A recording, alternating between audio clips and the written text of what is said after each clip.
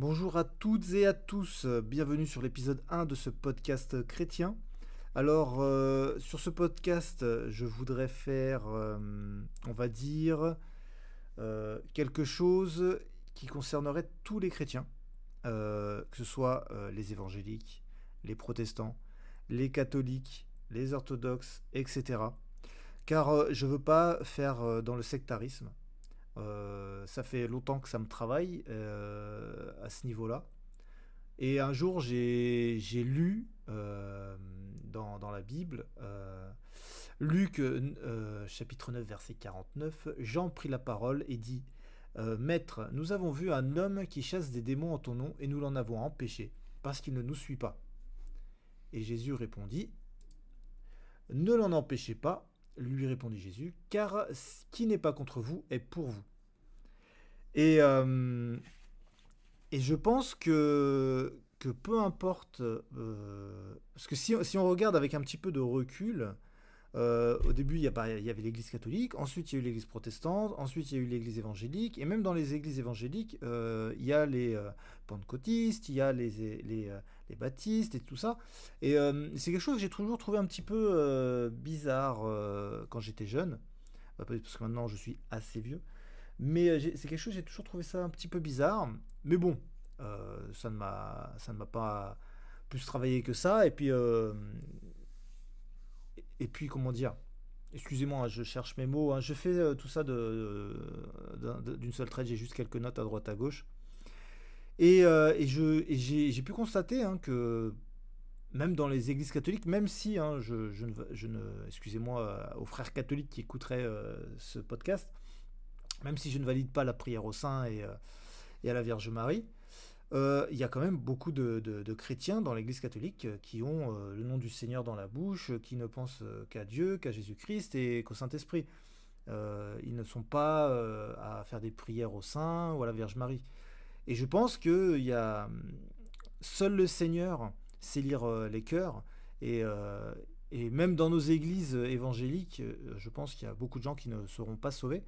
Donc je ne vais pas juger ceux qui sont dans les églises catholiques, orthodoxes ou protestantes et commencer à sectariser et à dire non, eux ils font pas les choses bien, ils font pas les choses comme nous. C'est pas à moi de décider, c'est au Seigneur de décider. Et je me suis dit que faire un podcast qui réunirait tous les chrétiens sans chercher à faire de division, ça pourrait être sympa. Au moins pour apporter des sujets de réflexion et de discussion. Donc, parce que à la fin des temps, faut pas oublier un truc, c'est que tous les chrétiens seront persécutés et tués par l'ennemi. Le groupe État islamique affirme avoir massacré 28 Éthiopiens dans cette nouvelle vidéo de propagande diffusée hier sur des sites djihadistes et qui aurait été tournée en Libye. Leur crime, être chrétiens, sans doute des coptes orthodoxes comme le sont environ 2 tiers des Éthiopiens. C'est la première fois que le groupe cible des ressortissants de ce pays, de la Corne de l'Afrique. Éthiopiens et Érythréens fuient massivement leur pays. Certains cherchent du travail, notamment en Libye, où la main-d'œuvre étrangère était nombreuse avant la chute de Mouammar Kadhafi en 2011. D'autres tentent de rejoindre l'Europe par la mer. État islamique s'est installé en Libye l'an dernier, profitant du désordre dans ce pays livré aux milices et dirigé par 2 gouvernements rivaux. On me fera donc, comme vous avez pu l'entendre, on ne me fera pas croire que ces gens ne sont pas sauvés. Ils ont été exécutés par le terrorisme islamiste qui les ont tués juste parce qu'ils étaient chrétiens.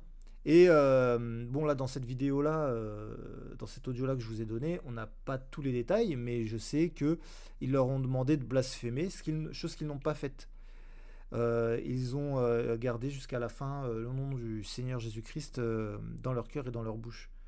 Et pourtant, c'était des chrétiens coptes, des chrétiens éthiopiens. Apparemment, on n'a pas les, les tenants et les aboutissants, mais il me semble que c'était des chrétiens coptes. Donc voilà, donc pour la base de ce que je recherche à faire dans ce podcast, c'est parler du Seigneur, parler de mes réflexions sur des sujets religieux, mais aussi d'actualité, hein, et donner ma vision et en débattre.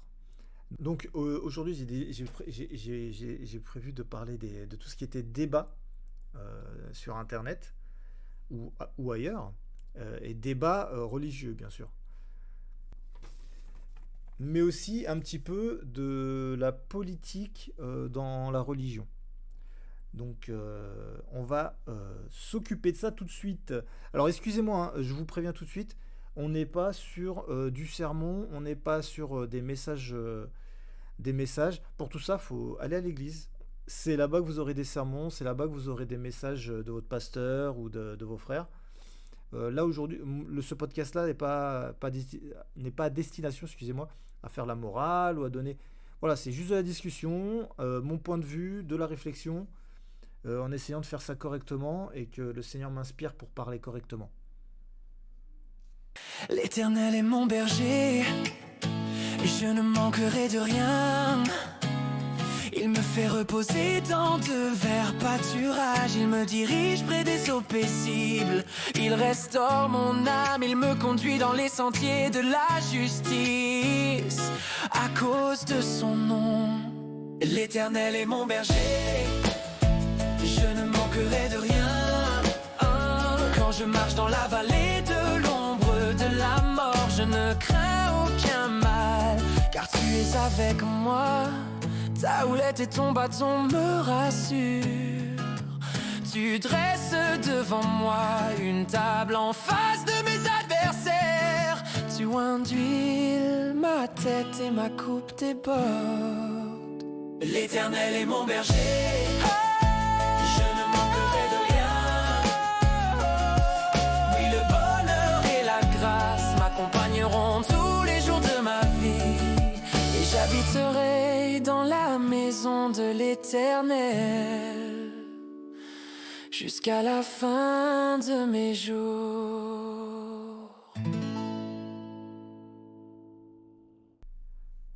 Donc, pour commencer, je voudrais parler d'un truc que je vois se multiplier, notamment sur YouTube, mais aussi sur TikTok. Hein, y a pas de... C'est Internet en général. Hein.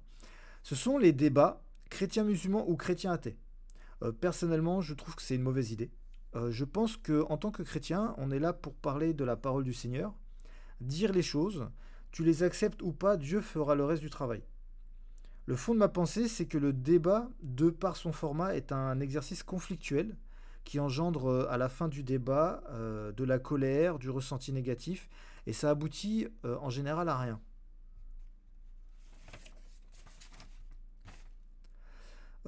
J'ai jamais vu un débat où à la fin, il y en a un des deux qui dit tu m'as convaincu. Peu importe le thème, hein, politique, financier, religieux, etc. En général, les débats, c'est toujours deux personnes convaincus de leur raisonnement, de leurs idées. Pendant toute la durée du débat, ça va balancer des arguments, ça va balancer ses arguments, ça va s'interrompre, parler plus fort que l'autre, et à la fin du débat, les deux sont persuadés d'avoir détruit les arguments de l'autre. Et je trouve ça malsain, en étant chrétien, que de débattre sur le Seigneur. Personnellement, je pense qu'on doit parler du Seigneur, faire notre boulot d'évangélisation. Le Seigneur touchera les cœurs des gens qui doivent être touchés. Il apportera à notre rencontre les gens qui seront sensibles à sa parole. Je vous invite à ne pas entrer dans des débats qui sont faits par la famille ou les collègues qu'ils essaieront de faire avec vous. En général, c'est plus pour vous rabaisser ou vous mettre en défaut. Car il ne faut pas oublier, le débat, ça reste un exercice difficile à manier. Surtout pour des chrétiens. Car nous, on évitera d'utiliser des outils comme la mauvaise foi et les mensonges et d'autres trucs un petit peu malhonnêtes. Et surtout, vous ne convaincrez pas la personne en face qui vous lance dans ce débat. Donc ne gaspillez pas votre énergie là-dedans. Vous croiserez des gens qui vous poseront des questions. Répondez-leur. Les laissez pas dans l'ignorance. Mais faites la différence entre quelqu'un qui cherche à comprendre et quelqu'un qui cherche à avoir raison.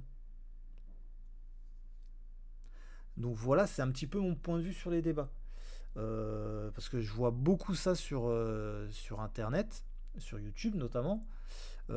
J'étais peut-être un petit peu rapide sur les explications, c'est parce que j'ai pris des notes, donc je les ai un petit peu lues. J'espère que j'ai été clair. Après, ça reste un podcast, vous pouvez réécouter ce que j'ai dit. J'aimerais bien entendre vos arguments là-dessus. On pourrait en discuter, mais ne pas en débattre en commentaire.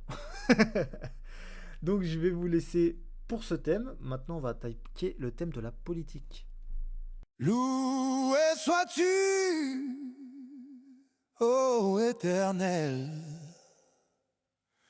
Dieu grand et glorieux, à toi la gloire. Ne crains rien et mets ta foi en l'Éternel. Pourquoi me dire enfuis-toi, comme fuit l'oiseau du ciel vers les montagnes? Le méchant bande son arc et sa flèche va siffler, car dans l'ombre il a tiré sur l'innocent au cœur droit. Ne crains rien et mets ta foi en l'Éternel. Loué sois-tu, ô Éternel, Dieu grand et glorieux, à toi la gloire. Ah, si j'avais des ailes de colombe, je volerais bien loin dans le désert. N'aurais-je de repos que dans la tombe, où me guérir des maux que j'ai souffert? Où trouverais-je un abri pour ma tête? Soir et matin je pleure et je gémis, le vent de mon malheur souffle en tempête et porte à Dieu ma prière et mes cris. Loué sois-tu, ô Éternel, Dieu grand et glorieux, à toi la gloire.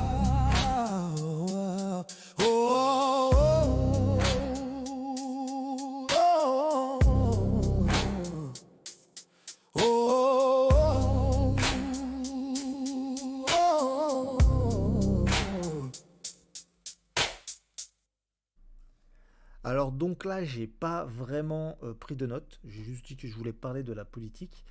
Je pense, donc ça sera peut-être court, ce sera, parce que là j'ai vraiment donné le fond de ma pensée. Je pense que pour un chrétien, il est bon de ne pas être encarté politiquement, car on est chrétien avant tout. Et la politique, c'est un truc qui, entre guillemets, sectarise, qui fait des clans, et on n'est pas là pour faire des clans, on est là pour rassembler les gens autour du Seigneur.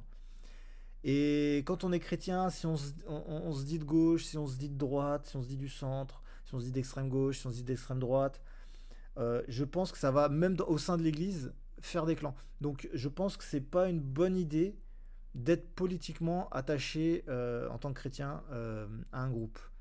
Euh, Mettez votre vie, si vous devez être attaché à un seul groupe, c'est au groupe des chrétiens. Euh, il faut s'intéresser à la politique, parce que c'est ce qui, euh, gère votre quotidien, les lois et tout ça. À ce moment-là, si vous voulez vous intéresser à la politique et faire en sorte que ça aille dans votre sens spirituel, dans votre sens religieux, regardez quel groupe politique fait des bonnes choses. Car je vais être honnête avec vous, moi je pense, en toute honnêteté, que Jésus euh, n'aurait aucun parti politique. Faut arrêter avec, excusez-moi, hein, mais faut arrêter parce que souvent je vois ça, c'est des gens de gauche qui disent ouais, si Jésus était encore là, il serait de gauche. Non, Jésus au maximum, excusez-moi, Jésus au maximum, il serait anticapitaliste. Mais je dis bien au maximum, hein, parce qu'il a bien dit, il sera plus facile à un chameau ou à un dromadaire, je sais plus, d'entrer par la tête d'une aiguille euh, qu'un riche d'accéder au royaume de Dieu. C'est bien pour faire comprendre aux gens que les richesses de ce monde vont être un frein. Donc au maximum, Jésus serait juste anticapitaliste. Mais à aucun moment, Jésus validerait les thèmes de gauche ou les thèmes de droite. Hein. Faut bien comprendre ça. Hein. Jésus est pour le pardon des péchés, le pardon du désordre dans la vie des gens. Mais comme il l'a dit, va et ne pêche plus.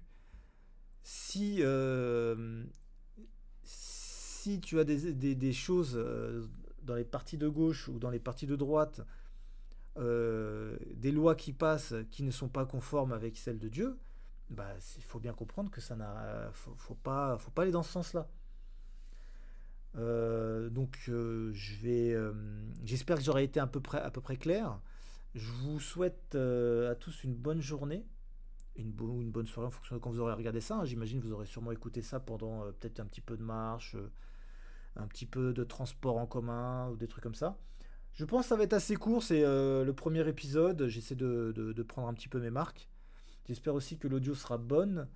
Je vous laisse avec une petite musique appréciée. Ah oui, pendant que j'y pense, cette chaîne YouTube où j'ai des musiques faites par IA. Alors attention, les musiques sont faites par IA, mais les paroles sont tirées de la Bible. Parce que je pense que je suis pas déjà j'ai pas de talent pour pour le chant et j'ai ni la composition musicale, mais je sais que à travers la musique, on peut se sentir renforcé spirituellement, moralement. Et je me suis dit que prendre des chants, des paroles de la Bible et les faire et les mettre en musique, ça peut être sympa. Donc si ça touche les cœurs et que ça renforce des gens, tant mieux. Donc c'est cette chaîne musicale entre guillemets avec ce petit podcast est dédiée à ça. Donc j'espère que vous apprécierez.